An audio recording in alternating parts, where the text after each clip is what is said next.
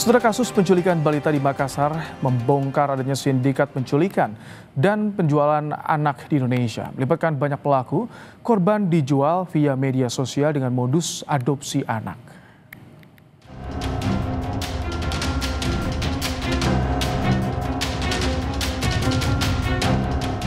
Kasus penculikan balita di Makassar menguak tabir adanya sindikat penculikan anak di Indonesia. Saat ini, polisi telah menetapkan 4 tersangka dalam kasus penculikan balita di Makassar. 3 tersangka mengaku telah beberapa kali melakukan penculikan dan menjual anak-anak. Polisi tidak menampik akan adanya tersangka baru dalam kasus ini. Kita sudah bentuk tim khusus untuk pengembangan terhadap perkara ini. Ya, dari hasil pengembangan sementara kita sudah mendeteksi adanya korban-korban dari tempat lain selain dari Sulawesi Selatan. Ini semuanya masih kita dalami. Kita sudah bekerja sama juga dengan Bareskrim. Kita sudah koordinasi dengan Bareskrim untuk di backup. Mereka ini melibatkan jaringan dari berbagai wilayah, ya, lintas provinsi. Ya, kita masih dalami juga adanya tersangka-tersangka lainnya. Seorang balita berusia 4 tahun diculik di Taman Pakui Sayang, Makassar pada 2 November lalu. Aksi tersangka sempat rekam kamera CCTV.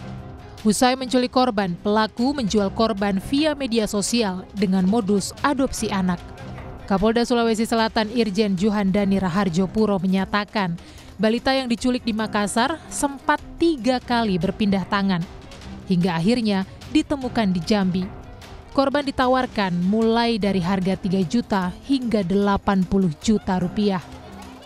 Hasil pengakuan asal dari Jakarta dan datang ke Makassar untuk membawa korban dengan transaksi sebesar 3 juta rupiah di kos pelaku.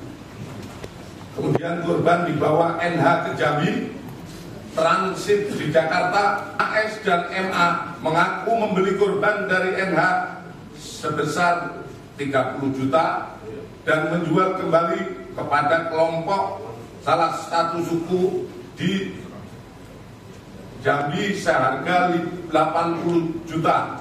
Keduanya mengaku telah memperjualkan 9 bayi dan 1 anak.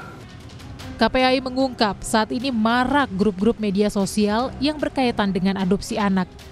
Hal ini patut diwaspadai karena bisa jadi modus penculikan atau perdagangan anak.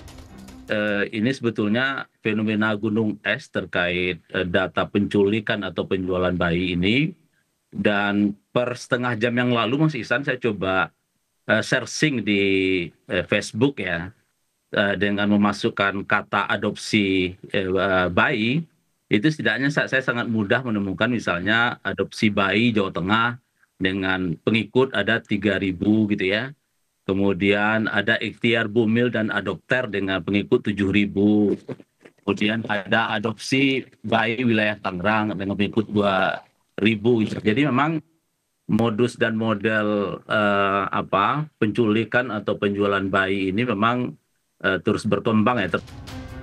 Langkah cepat polisi membongkar kasus penculikan anak di Makassar patut diapresiasi.